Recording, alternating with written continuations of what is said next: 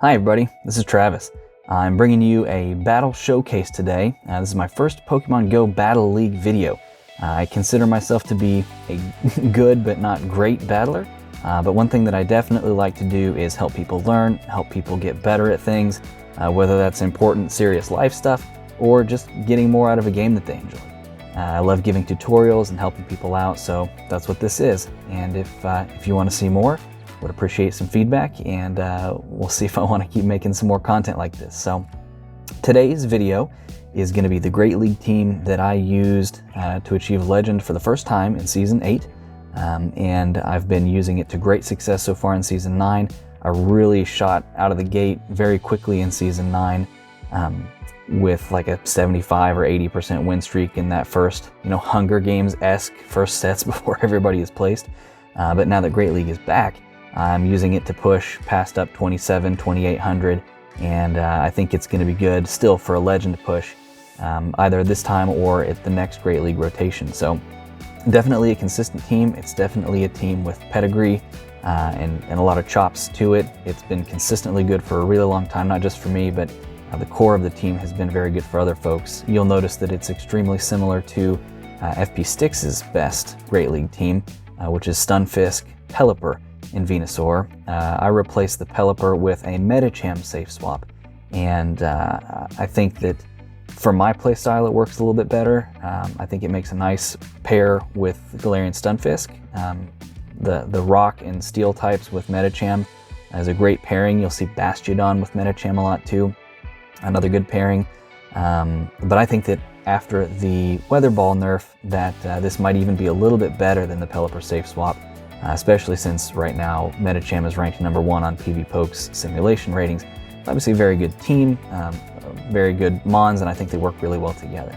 So would like to bring you a battle showcase. I'm going to show you a 5-0 set from early in the season. Now I'm going to commentary a little bit. Some of these probably would not have been wins later in the season against some of the opponents at higher ranks, but nonetheless you can see a little bit of how the team plays. And if you want to see more videos and showcases at higher ranks, I'd be happy to provide. So let's get right into it, and let me know what you think. All right, first match, let's see what we've got here. Okay, we have an Alolan Ninetales, which is perfect. This is ideal for Stunfisk. Whether it's Powder Snow or Charm as the fast move, I'm going to be able to apply a ton of pressure with Rock Slide. So they are hitting me for, at best, neutral fast move and charge move damage, but I can hit them so much harder with Rock Slide, as you can see there, dealing super effective. So even though they outpace me a little bit because of just how fast Weather Ball Ice charges up, I don't have to shield it, and that gives me a lot of options for whether I want to shield later on, whether I want to switch, whatever I want to do. So I'm going to press this. I'm going to force them to use either shields or switch out. I still really don't have to shield this second one either. Okay. Again, they charge super fast with that Weather Ball. I am going to shield this one so that I can either take the switch or continue to press for that last shield.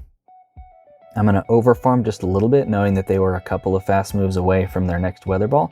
I want to steal as much energy from them as I can, and in fact they decide to go down with a little bit of energy left. Okay, Sableye comes in. This is just an incredible Pokemon, not just against my team, but in general. There's very little that deals handily with Sableye. So what I'm able to do here is I'm able to get another Rock Slide off. That's great. It's going to weaken it, especially to the point where one Frenzy Plant from my Venusaur will take it out. Likely that means that he's going to shield in order to preserve it, and he's going to throw what appears to be a foul play. Nonetheless, he had a couple moves extra, and I didn't want to risk taking the return. I'm going to switch, and the reason for that is I suspect that there may be some play for Venusaur in the back, and I want to preserve it, even though this means switching into something that isn't perfectly ideal against Sableye. You could argue this is a mistake, but I'm just kind of feeling the opponent's team. And in fact, here comes Galarian Stunfisk in the back, which makes sense on this team composition. But what it's going to allow me to do is it's going to allow me to counter down a little bit, going to get this Ice Punch off, and what that does is it basically puts it in range of a single Frenzy Plant from Venusaur. Now, opponent may have made a mistake here and may have wanted to farm down so that they could threaten my Venusaur with either an Earthquake or with 2 Rock Slides, but they do not do that. They would have been taking a lot of damage from counter during that time, and it may not have been worth it, and then I'm able to get to Frenzy Plant either way to take the game.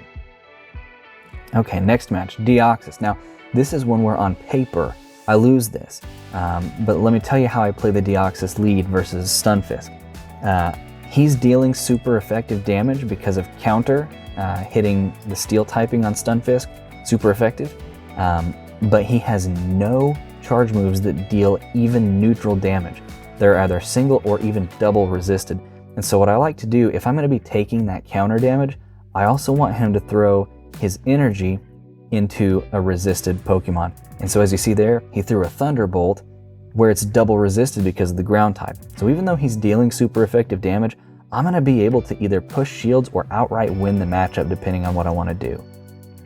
Now here, I'm pretty sure that since I'm getting low, he's going to throw Psycho Boosts, and I'm going to make a really ballsy call here. Because Psycho Boost debuffs, I don't think he will knock me out with Psycho Boost. So I'm going to call this.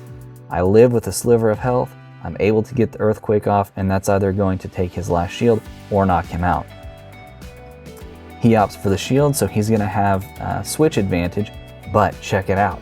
Because he threw those 2 debuffing Psycho Boosts, nothing that he can throw at me is going to hit for anything at all. So watch how little this charge move does. Even the Thunderbolt, it just tickles Medicham. It's not even, so I'm able to farm up a ton of energy here. Some nice little stutter lag there, which we're all used to by now. I'm able to farm up a complete extra charge move so that I can threaten whatever comes in next, and I still have shield advantage. So check it out. Here comes in an Altaria, and I'm able to throw this double super effective Ice Punch at it. Ice Punch, not a great hard-hitting move, but because it is double super effective against both Dragon and Flying, you need 2 of them plus counter damage to win. He switches in, he knows I'm going to get to that Ice Punch, and opponent makes a very nice catch onto the Stunfisk. But what I'm able to do here is, I know that he needs an Earthquake to knock me out. I'll store an Ice Punch. I will absorb the energy on my Venusaur. All I need to do here is get to a Frenzy Plant to knock out the Stunfisk, and then I've got the Ice Punch to finish the game. So once I throw this Frenzy Plant and knock him out, if I had bad manners, I could just take a nap while his Altaria farms down my Venusaur, because the way that I'm going to win this is come back in with the Medicham, throw the Ice Punch for a knockout. And even if he beats me to a charge move, I've still got that shield from that initial matchup. So a good thing that I stayed in to what appeared to be a bad matchup and saved those shields, because that allowed me to win down the road.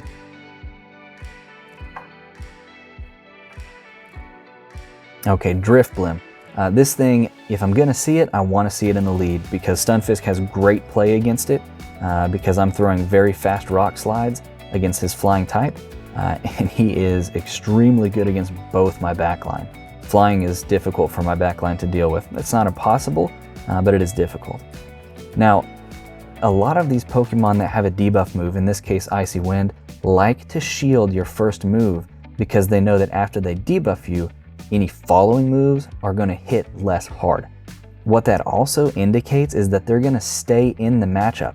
Otherwise, they'd throw the big move and leave. They want to debuff you for the long haul. So I knew that I didn't have to shield that, and I'm just going to keep slinging these Rock Slides as fast as I can, trying to deal with this thing. At this point, since he's down a shield and so low on health, I really don't care if he knocks me out. It's a similar situation to last game where I'm going to be at a switch disadvantage, but an energy and shield advantage, and I'll take those. Now, here it's a really good thing that I did, because Medicham versus Azumarill, and I make a bad mistake here. Medicham versus Azumarill, not a bad matchup for Medicham if you have shield advantage. Now, I foolishly switch and catch a super effective Ice Beam on my Venusaur, but it does let me see his last Pokemon, and it's something that Venusaur can do well with, especially behind shields. Now here's another situation I think that my opponent makes a mistake. So when they threw that, they were 5 away from a second Rock Slide. Now I believe that they're 2 away if I'm counting properly, and they need to either force my shield or get rid of this Venusaur. But instead they allow me to get to this Frenzy Plant, which is going to either force their last shield or knock them out. and that's going to make the rest of this game pretty straightforward. So he threw it on a CMP tie. I think he was trying to get a little bit extra, or maybe he miscounted my Frenzy Plants. But in either case, he recognizes it, so he undercharges that move. But at this point, it doesn't matter. I'm going to take that shield and energy advantage. And again, Azu is a great Pokemon, but it takes so long to charge up that a shield advantage goes a really long way against it. And so now that I've got energy and shield advantage, I'm going to throw this Psychic. It might take 2 more moves. It's going to be really close, but in either case, I charge up so much faster than Azu. I can use that shield, and there's no way he gets to 2 charge moves after that to knock me out. And I think the opponent's going to realize that and concede the match, so good game. Okay, here's Stunfisk into Azumarill lead. This one's really tricky. I like to try to catch a move, but it's dangerous because you're never quite sure if it's the Ice Beam, it hits your Venusaur. And look at this, I do a terrible job. I didn't want to switch into Venusaur because then they're going to bring in a good counter, and I never can align it against my against the Azumarill. So what I'm going to do here is I'm going to fully sack this Venusaur, and I'm going to be slinging these Sludge Bombs for neutral damage, because if you look, they actually threaten the Altaria pretty well. And then I can come back in and get some extra energy. And in fact, you'll see what I'm going to do here. That was perfect. It was a charge move tie. So I'm going to let this go down, and this is low enough that I'm going to be able to farm it down with my Medicham in spite of the resistance. And what that means is I've got stored energy on both my remaining Pokemon. Now, this could be a play rough, and I've got to respect that. What I'm going to do here, though, is I'm going to try again. Now that I know for sure he has play rough, I'm thinking that I can catch that on my Stunfisk and waste that energy.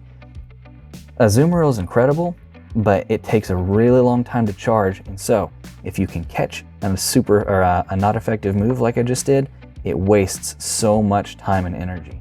Now, opponent switches in a Registeel, and they take the Earthquake. Now, that may appear to be a mistake on their part, and arguably it is in this game, but their thought process, I believe, was that, well, he's not going to throw the Earthquake, he has to bait because I've still got 2 shields. But I had such a big energy advantage, and Medicham does well enough against Azumarill in the final matchup that I thought I might as well throw this Earthquake and go for it, and obviously here that pays off. Now here is going to be the Focus Blast to knock me out, which means I'm going to get 1 more counter worth of energy, and here again, just like with the last game, I've got what appears to be a losing matchup, but because of the energy advantage, even with even shields, because of the energy advantage, Medicham's going to be able to handle this Azu just fine. And I think that the opponent recognizes that I'm going to be able to get to the 2 moves I need before they can get to 2, and they again concede. Okay, here's another one that's interesting. We're dealing neutral fast move damage to each other. I can deal super effective damage to him. He can deal super effective damage to me with the charge moves.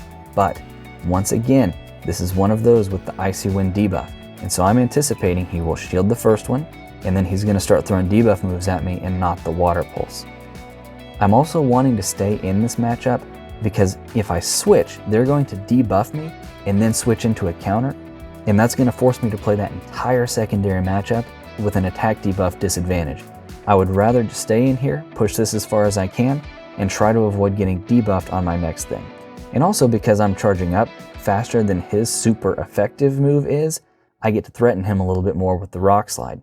If he wants to throw a Water Pulse, fine, but now he's at a shield disadvantage, and so just like last game, I'm going to take that shield disadvantage and run with it. So he does throw the Water Pulse to knock me out, and what I'm going to do is I'm going to bring in my Medicham to farm him down, and now I'm not debuffed, thankfully. I've got energy advantage and shield advantage, and in comes Skarmory. So once again, you see that Medicham does so well against things that should beat it if it has an energy or a shield advantage. And so what I'm going to be able to do, even though everything he has does super effective damage to me, and I can only deal neutral damage at best to him, these two shields are going to let me win this matchup, and have a full health Venusaur in the back for whatever is in there. I also suspect that whatever's in the back is potentially weak to Medicham. Skarmory is a good counter, but not stellar, and so I'm expecting that he may have wanted to bring that in rather than something else. So I'm going to shield this, and at this point, he is 1 counter away from being knocked out, and I know that counter does its damage in 2 turns versus 3 for Air Slash, so if it's even and we start at the same time, I'll win. Now, I'm correct, he was weak in the back to Medicham with the normal typing on Diggersby. He is also weak to Venusaur due to the ground typing. So what I'm going to be able to do is I'm going to be able to get to a Frenzy Plant here comfortably, and then I can either farm down and hit the Skarmory with one. He's going to throw the Fire Punch and knock me out, and it looks like it's going to be 1 counter for Diggersby, 1 counter for Skarmory, and done. So 1, 2, and that's a 5-0. Now again, some of these games may have been losses against opponents that are trending more towards the legend rank. I'm sure that here at rank 17 at the beginning of the season, some of these folks are ace or veteran level trainers, maybe not necessarily expert or legend, that may have played some of these matchups well. But you can see that this team has a lot of play even when it's in what seems to be a disadvantage. Even those where I had a neutral or theoretically a losing lead, we were able to play it so that the secondary or tertiary matchups ended up in our favor because of a shield advantage or energy advantage or switch advantage or any of those.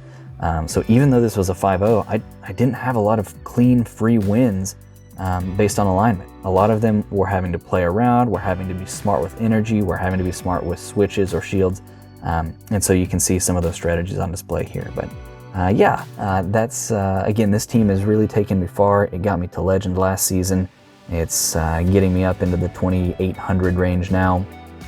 So again, I'm not like a leaderboard player, but I do love to teach and inform people, and I hope this has been helpful. And if you guys would like to see more content like this, let me know, and I'll see you next time. Thank you, and good luck.